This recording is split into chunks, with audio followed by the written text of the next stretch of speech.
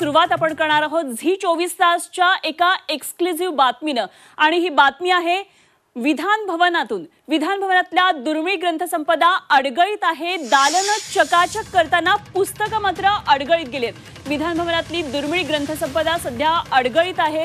दालनं चकाचक होत आहेत, मात्र ही पुस्तकं अडगळीत गेल्याचं चित्र पाहायला मिळतंय। विधान भवनाच्या गॅलरीमध्ये जुन्या पुस्तकांचा अक्षरशः खच पडलेला आहे। विधान भवनाच्या ग्रंथालयातली ही पुस्तकं आता उघड्यावर आली आहेत। विधान भवनातली दुर्मिळ ग्रंथसंपदा अडगळीत पडल्याचं हे चित्र समोर येत आहे आणि विधान भवनातली मंत्र्यांची दालनं सध्या चकाचक होत आहेत। तिथे रिन्युएशन होत आहे, मात्र या पुस्तकांकडे प्रशासनाचं दुर्लक्ष असल्याचं दिसतंय। विधान भवनाच्या गॅलरीमध्ये जुन्या पुस्तकांचा अशा प्रकारे खच पडल्याचं पाहायला मिळतंय। ही दृश्य एक्सक्लुझिव्ह झी 24 तासकडे आहेत। विधान भवनातली ही दृश्य आहेत। 5व्या 6व्या मजल्यावर जिथं पुस्तकं ठेवलेली आहेत, ही पुस्तकं अशा पद्धतीने ठेवलेली आपल्याला पाहायला मिळते। एकीकडे विधान भवनामध्ये रिन्युएशन होत आहे, काही मंत्र्यांची जी दालनं आहेत ती चकाचक होत आहेत आणि विधान भवन जिथे खरं तर राज्याचा निर्णय महत्त्वाचे निर्णय होतात, अशा या वास्तूमध्ये मात्र पुस्तकांची अवस्था कशी दयनीय आहे हे आपण पाहू शकतोय। दालनं एकीकडे चकचकीत होत आहेत तर ग्रंथपत्र अडगळीत पडलेले आहेत आणि झी 24 तासकडे ही एक्सक्लुझिव्ह अशी ही दृश्य आपल्याला पाहायला मिळतात। विधान भवन गॅलरीमध्ये जुन्या पुस्तकांचा अक्षरशः अशा प्रकारे खच पडल्याचं पाहायला मिळतंय। ही दुर्मिळ ग्रंथसंपदा आहे। खरं तर याच ग्रंथांमधले रेफरन्सेस अनेक राजकारणी आपल्या भाषणांमध्ये वापरत असतात, मात्र ही दुर्मिळ ग्रंथसंपदा अशा प्रकारे आता अडगळीत आलेली आहे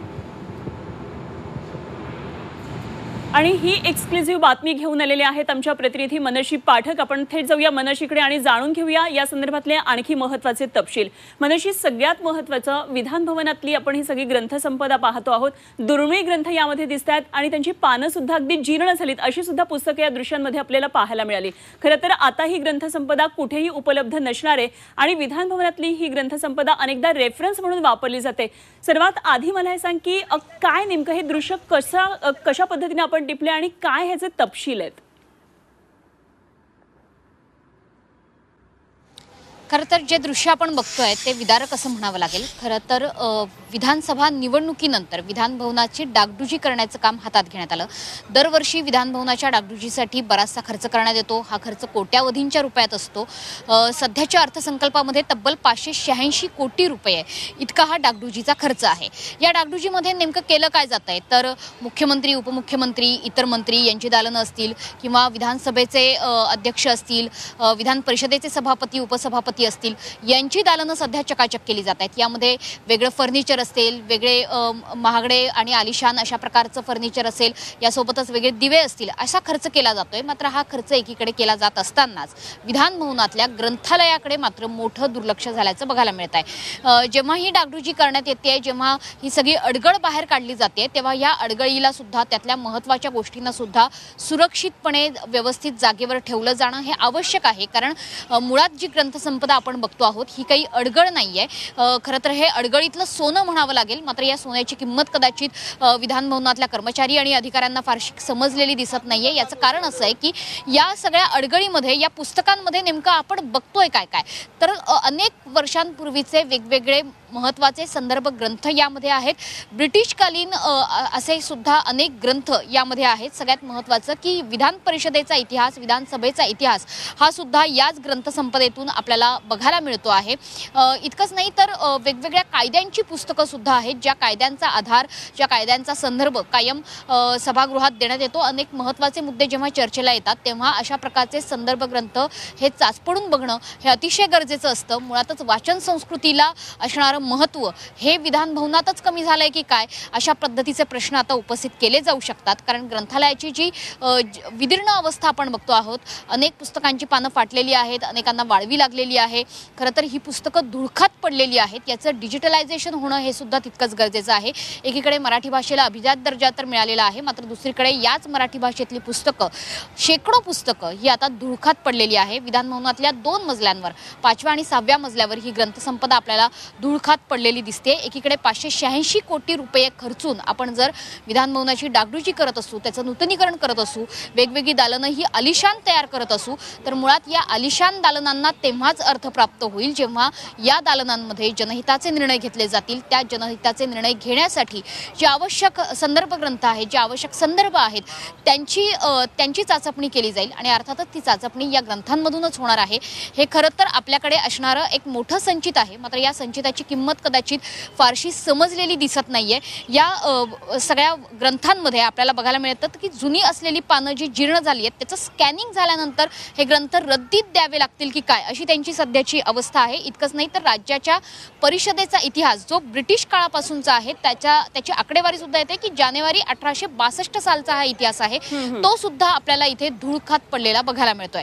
त्याच्यामुळे या ग्रंथसंपदेचं नेमकं करायचं काय याचा प्रश्न जर कर्मचाऱ्यांना अधिकाऱ्यांना असेल तर तो प्रश्न तातडीने सोडवला जायला हवा. ही ग्रंथसंपदा जतन करून ठेवता यायला हवी. याचं डिजिटलायझेशन हे सुद्धा तातडीनं करायला हवं आणि जर डागडुजीसाठी जर काही नूतनीकरणासाठी ही ग्रंथसंपदा कुठे हलवायची असेल तर तिला सुद्धा एक सुरक्षित स्थान देणं हे सुद्धा गरजेचं आहे. कारण अनेक लोक या विधान भवनाच्या गॅलरीमधनं येत जात असतात. विधानसभेचं अधिवेशन सुरू आहे, त्यामुळे अधिवेशन काळात तर विधान भवनात अधिकच गर्दी असते. या गर्दीच्या काळामध्ये येता जाताना या पुस्तकांचं नुकसान सुद्धा होऊ शकतं. त्याची काळजी घेतली जाणं हे अधिक गरजेचं आहे. खरे मनशी, आपण जसं म्हटलं तसं की ही संपत्ती आहे, आपली ही संपदा आहे, त्यामुळे ह्याचं जतन संवर्धन होणं आणि त्याचा वापर होणं तितकंच गरजेचं आहे. आपण खरं तर आपला जो इतिहास आहे महाराष्ट्राच्या राजकारणातला त्यामध्ये पाहिलेला आहे की अनेक राजकारणी किती फरडे वक्ते होते, त्यांचा किती अभ्यास असायचा, त्यांचं खूप वाचन असायचं. मात्र जर अशी ही ग्रंथसंपदा अडगळीत असेल किंवा ती जर अशी उघड्यावर पडली असेल तर वाचन संस्कृती लोकप्रतिनिधींमधली, या नेत्यांमधली सुद्धा किती कमी झालेली आहे हे सुद्धा खरं तर या चित्रांमधून दिसते असं म्हणावं लागेल. मनशी, धन्यवाद या दिलेल्या माहितीसाठी. मात्र अशा संपर्कात रहा. आपल्याला अधिवेशनासंदर्भातल्या अनेक महत्त्वाच्या बातम्यांवर चर्चा करायची आणि विधान भवनातली आपण ही दृश्य पाहतो आहोत ती ग्रंथसंपदेची. इथली जी ग्रंथसंपदा आहे ती अशी आता उघड्यावर पडलेली आहे. दुर्मिळ ग्रंथ यामध्ये आहेत, दुर्मिळ रेफरन्स असलेले खरं तर अनेक कागदपत्र आहेत, अगदी ब्रिटिश कालीन सुद्धा. एकदा आपण ग्राफिक्सद्वारे बघूया या ग्रंथसंपदेमध्ये नेमकं काय काय आहे.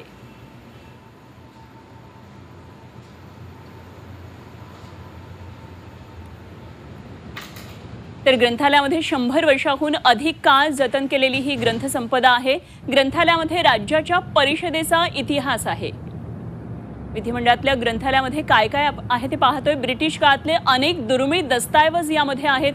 ग्रंथांच्या स्कॅनिंगचं काम सुरू असल्याचं कळतं आहे. 1950 पासूनचे केंद्र सरकार राज्य शासनाचे गॅझेट्स यामध्ये उपलब्ध आहेत.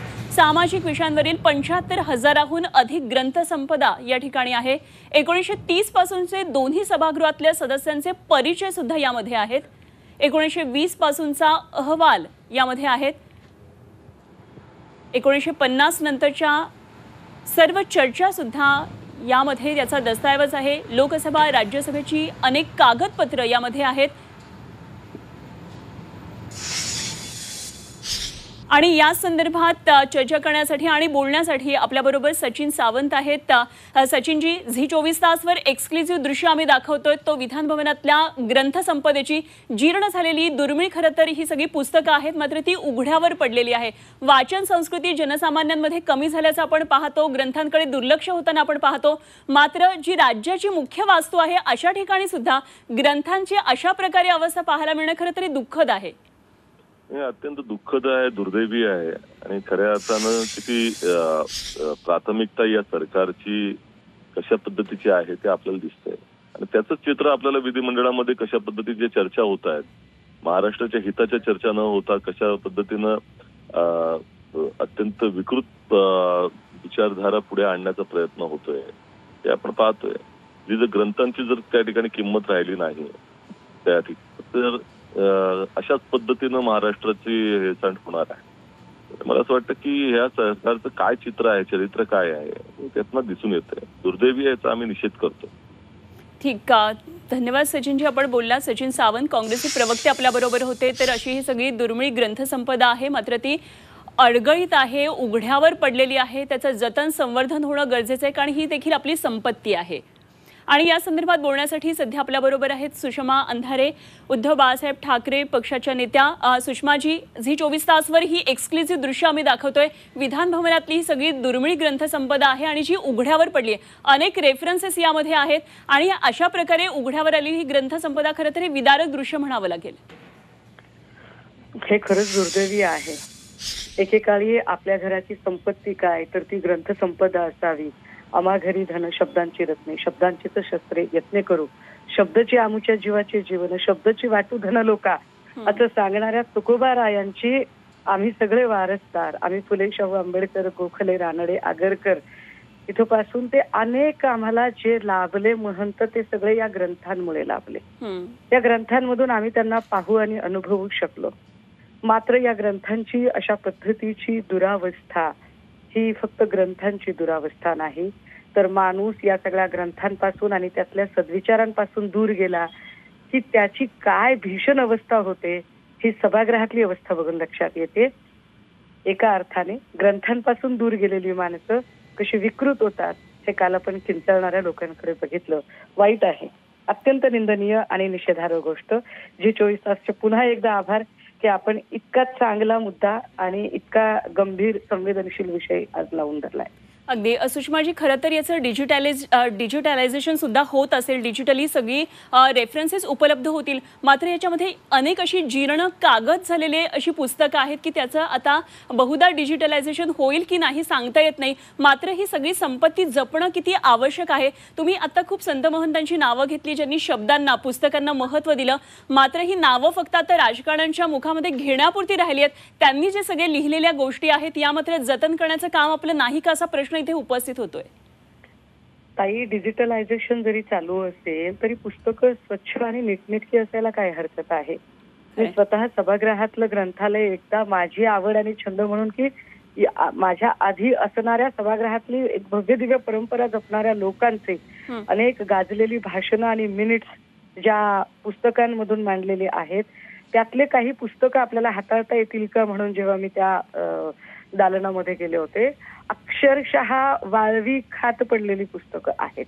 म्हणजे कितीतरी जुने राज्यशास्त्रांचे ग्रंथ आहेत, कितीतरी जुन्या लोकांचे ग्रंथ आहेत, John Stuart Mill, James mill, की जे वाळवी लागली त्या ग्रंथांना तिथे. आणि आपण चालायला लागलो तरी त्याचा कुबट वास यायला लागतो, ठसका लागतो आपल्याला. इतक्या वाईट अवस्थेमध्ये जर एवढी मोठी भव्य दिव्य ग्रंथसंपदा असेल तर महाराष्ट्राच्या विचार वसा वारशाबद्दल काय उद्विग्नता आणि काय संवेदनहीनता या सरकारच्या मनात आहे हे त्याचं द्योतक दिसत आहे आपल्याला. ठीक, सुषमाजी धन्यवाद. आपण झी 24 तास बरोबर बोलला. सुषमा अंधारे आपल्या बरोबर होत्या. तर आपण पाहतोय ही खरं तर दुर्मिळ दृश्य आहेत आणि एक्सक्लुझिव्ह दृश्य आहेत जी झी 24 तासकडे आहेत. ही दुर्मिळ ग्रंथसंपदा आहे जी सध्या विधान भवनातल्या 5व्या 6व्या मजल्यावर जिथे ही सगळी ग्रंथसंपदा आहे ती उघड्यावर आलेली आहे. खरं तर मंत्र्यांची दालनं चकाचक होतात.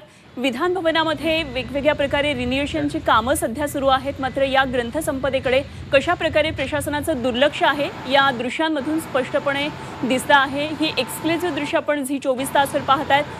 काही वेळापूर्वी आपण सुषमा अंधारे आणि सचिन सावंत यांच्याबरोबर बोललो आणि निश्चितच त्यांनी या संदर्भातला निषेध व्यक्त केला. अशा प्रकारची ग्रंथसंपदा पुन्हा होणे नाही, तेव्हा या संदर्भात लक्ष देणं किती गरजेचं आहे याकडे त्यांनी लक्ष वेधलं. अर्थातच झी 24 तासनं हा मुद्दा लावून धरलाय, त्यामुळे आता काय नेमकं यावर प्रशासनाचं उत्तर असणार आहे तेही आपल्याला पाहायचं आहे. सध्या आपल्याबरोबर जोडले गेलेले आहेत अमोल मिटकरी, राष्ट्रवादीचे नेते. अमोलजी, आपण सध्या अधिवेशनादरम्यान निश्चितच विधान भवनामध्ये जात असाल, तेव्हा आपल्याला हे दुर्मिळ दृश्य दिसलंय का? आणि सगळ्यात महत्त्वाची गोष्ट, झी 24 तासकडे ही एक्सक्लुझिव्ह दृश्य आहेत, अत्यंत दुर्मिळ ग्रंथ आहेत ते सगळे जे रेफरन्सेससाठी वापरले जातात, मात्र प्रशासनाचं दुर्लक्ष दिसतंय. काय आपण हा मुद्दा उपस्थित करणार का विधान भवनात आज? झी 24 तासचं मी चौथ्यांदा आभार मानतो की शहाजी राजांच्या उपेक्षित समाधीपासून अगदी माऊली संगमच्या ताराराणी, छत्रपती ताराराणी साहेबांच्या समाधीपर्यंतचे जे जे मुद्दे तुम्ही दुर्लक्षित होते ते जे जनतेसमोर आणले त्या सर्व प्रश्नांची सभागृहामध्ये आम्ही मांडणी केली. आता आज तुम्ही अत्यंत महत्वाचा मुद्दा सर्वांच्या नजरेखालून आणलाय आणि आम्ही पण सातत्याने ग्रंथालयामध्ये जात असतो. ग्रंथालयामध्ये धुळीचं प्रमाण आहे का तर ते मोठ्या प्रमाणात आहे. दुर्मिळ ग्रंथ ठेवण्याची काही व्यवस्था सुरळीत आहे का तर अजिबात नाही. ही वस्तुस्थिती आहे. मात्र आम्ही ज्या ज्या वेळेस ग्रंथपालांना याबाबत विचारलं त्यांनी सांगितलं की आपण त्याची नवीन काहीतरी मला वाटते त्यांनी फर्निचर वगैरे मागवणं सुरू केलेलं आहे. तुर्तास हे सांगतो की विधान भवन परिसरामध्ये किंवा विधान भवनच्या आत मंत्र्यांची दालनं जरी स्वच्छ आणि साफसुथरी दिसत असली तरी त्या तुलनेमध्ये ग्रंथालय विभाग जो आहे तो तितका चकचकीत नाही. आणि हा तुम्ही जे एक्सक्लुझिव्ह दृश्य दाखवलेत हा दृश्य आता मी पण पाहतोय समोर झी24 तासला. नक्कीच या 2-3 दिवसामध्ये हा प्रश्न मी आजच शक्यतोवर उपस्थित सभापतींना भेटून करणार. आणि ग्रंथालय चळवळ आपली महत्वाची आहे. ग्रंथ आपले आत्मा आहेत आणि ग्रंथामुळेच आमदार तिथे बोलू शकतात. मंत्र्यांची दालनं स्वच्छ झालीच पाहिजे पण ग्रंथालय सुद्धा उपेक्षित राहता कामा नये. मी झी24 तासचे मनापासून आभार मानतो की त्यांनी अत्यंत महत्वाच्या विषयावर आज तुम्ही या महाराष्ट्राला अवगत केलं. अगदी अमोलची अपेक्षा आहे की आपण हा मुद्दा उपस्थित कराल आणि जी आपली खरं तर खऱ्या अर्थाने संपत्ती आहे, वैचारिक संपत्ती आहे, ही सगळी जतन संवर्धन होईल अशी आपण अपेक्षा करूया. आपणही अभ्यासू नेते आहात, निश्चितच आपल्याला या विषयाची महती माहिती आहे, त्यामुळे हा मुद्दा आपण उपस्थित कराल आणि धसास लावाल याची आम्ही अपेक्षा करतो. धन्यवाद. आपण झी24 तास बरोबर बोललात. अमोल मिटकरी आपल्याबरोबर होते. तर आपण ही एक्सक्लुझिव्ह दृश्य पाहतो आहोत. विधान भवनातल्या दुर्मिळ ग्रंथांची कशा प्रकारे अवस्था आहे, उघड्यावर ही ग्रंथसंपदा आलेली आहे.